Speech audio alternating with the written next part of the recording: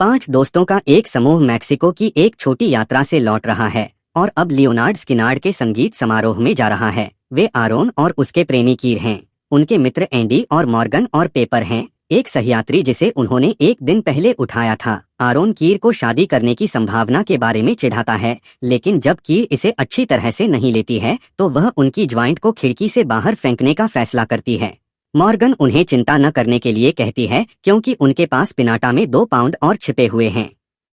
गलती से आरोन को यह बता देती है कि वे मैक्सिको इसलिए गए थे ताकि बड़ी मात्रा में मारिजुआना खरीद सकें। आरोन इस खबर से बहुत खुश नहीं है, इसलिए कीर उसे एक चुंबन के साथ सुलह करने की कोशिश करता है। जैसे ही वह मुड़ता है, वह लगभग सड़क के बीच में एक महिला को ध्यानहीनता से चलते हुए नहीं देख पाता है और लगभग उसे कुचल देता है। अपने दोस्त की चेतावनी के कारण समय रहते अपना वाहन मोड़ लेता है।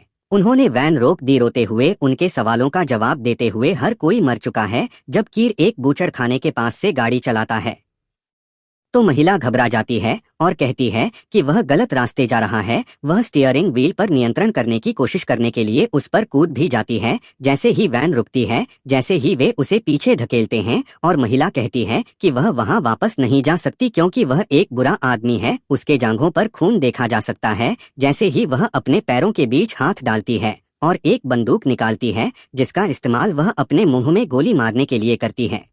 समूह को यह बताने के बाद कि वे सभी मरने वाले हैं, परेशान और घबराए हुए दोस्त वैन से बाहर निकलते हैं और यह तय करने का प्रयास करते हैं कि क्या करना है। कीर पुलिस के पास जाना चाहता है, लेकिन मॉर्गन जो पहले से ही महिला को उठाने का पछतावा कर रहा है, सोचता है कि यह एक अच्छा विचार नहीं है क्योंकि पुलिस को वैन में मारिजुआना मिल जाएगा। केर मारिजुआना से भरा पिनाटा लेकर और इसे काउंटर पर लूडा में जो उनके लिए शेरिफ को बुलाता है, जबकि वे फ्रिज में पिस्सू से ढके पुराने मांस को घूरते हैं। लूडा उन्हें बताता है कि शेरिफ मिल में उनका इंतजार कर रहा होगा और इसमें 2 घंटे लग सकते हैं। इससे लड़के चिढ़ जाते हैं, जो सोचते हैं कि शेरिफ को उनके पास आना चाहिए बजाय इसके कि उन्हें एक शव के साथ गाड़ी चलाने के लिए मजबूर किया जाए। लेकिन उनके पास कोई और विकल्प नहीं है। वे कुछ घंटों बाद मिल में पहुंचते हैं। वह जगह खाली और परित्यक्त दिखती है और शेरिफ कहीं नजर नहीं आता। लड़के शव को वहीं फेंककर चले जाना चाहते हैं, लेकिन एरन उन्हें इंतजार करने के लिए मना लेता है। अचानक वे छाया में कुछ हलचल से चिंतित हो जाते हैं, इसलिए वे जांच करने के लिए भवन में प्रवेश करते हैं।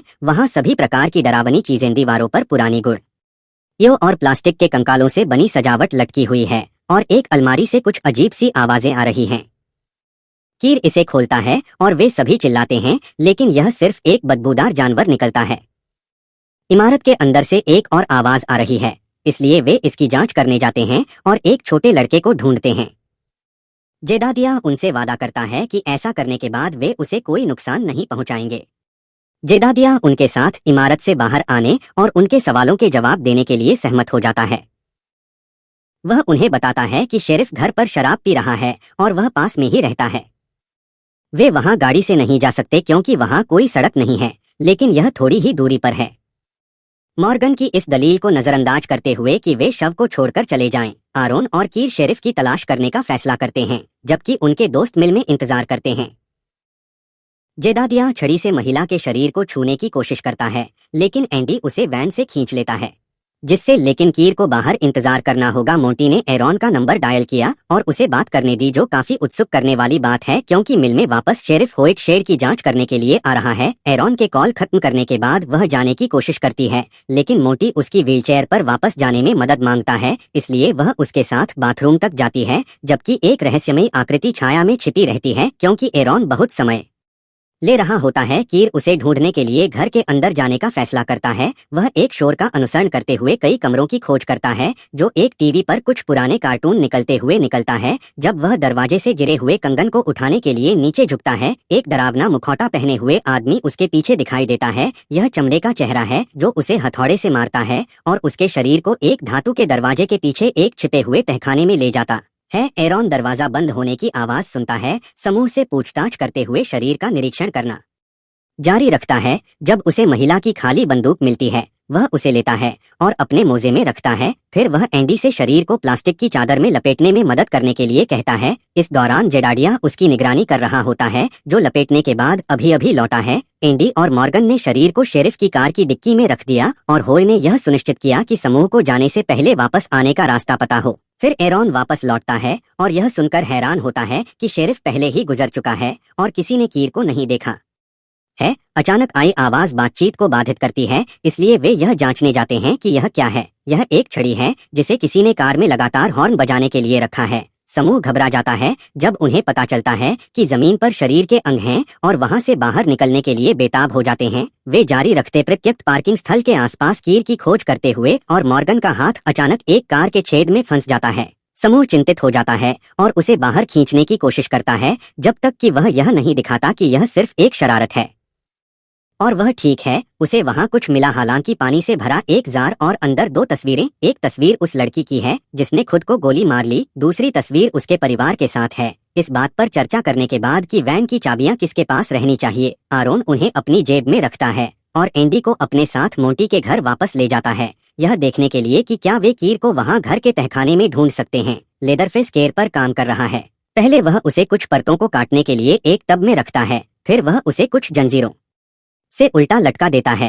केर की जेब से एक छोटा सा बॉक्स गिरता है और लेदरफेस उसे खोलता है। अब उसे जांचने के लिए अंदर जाता है क्योंकि गुस्से में मोंटी को पता है कि एंडी अंदर है। वह लेदरफेस को बुलाने के लिए अपने बेंट से फर्श पर पीटना शुरू कर देता है, जो अचानक धातु का दरवाजा खोलता है और हाथ में एक चेनसो के साथ उनके पीछे प्रकट होता है। एरॉन उसे रोकने की कोशिश करने के लिए दरवाजा बंद कर देता है, जबकि एंडी उस रिंच को निकालने की कोशिश करता है जो मोंटी की व्हीलचेयर के नीचे है। लेदरफेस एरॉन को घर से बाहर भागने के लिए मजबूर करने के लिए अपने चेनसो के साथ दरवाजे को नष्ट कर देता है। फिर वह एंडी के पीछे जाता है जो रिंच के साथ अपना पहला वार रोकता है और फिर उसे नीचे गिरा देता है। वह भी घर से बाहर निकल जाती है, लेकिन लेदरफेस उसका पीछा करता है और जब वह उसे पकड़ता है तो वह उसे पकड़ने से पहले उसके एक पैर को काट देता है और उसे अपने तहखाने में ले जाता है। वहाँ लेदरफेस उसे जंजीरें बंधी हुई हैं और वह केवल मिल में खुद को और गहराई से घुसा सकता है। पेपर और मॉर्गन वैन साफ कर रहे हैं जब एरन रोते हुए आता है। वह अपने किसी भी दोस्त के सवाल का जवाब नहीं देती है।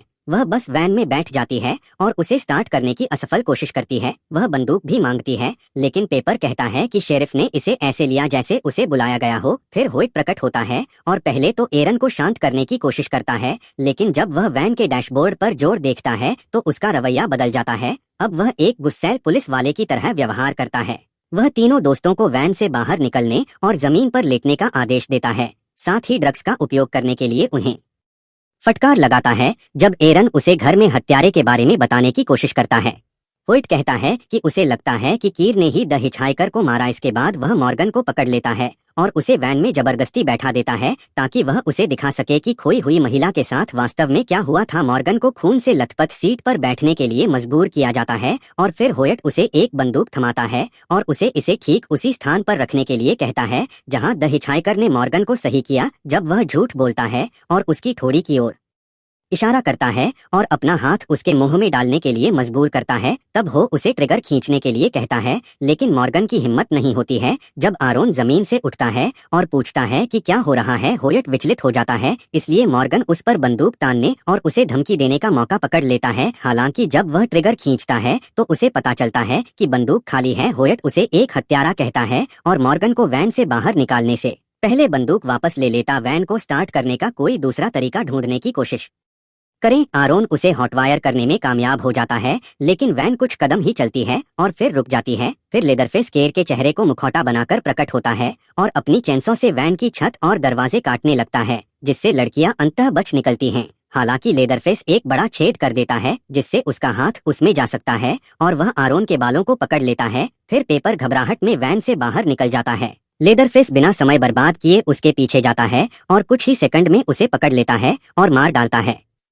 फिर वह उसे अपने पीछे आते हुए देखती है और जंगल से भागने के लिए वैन से बाहर भागती है, जहां उसे एक पुराना ट्रेलर मिलता है जिसमें दो महिलाएं रहती हैं, हेनरिटा और चाय। महिलाएं उसे अंदर आने देती हैं और कहती हैं कि उनके पास फोन नहीं है। वे यह भी समझाती हैं कि लेदरफेस कभी उनके घर में प्रवेश नहीं करेगा। घंटी बजने पर हेनरिटा ने झूठ बोला था कि उसके पास बच्चा नहीं है, उसने चाय में भी नशीला पदार्थ मिला दिया था। जब एरन को पता चलता है कि बच्चा मृत सह्यात्री का है और महिलाओं ने उसे चुरा लिया है, वह फर्श पर बेहोश हो जाती है।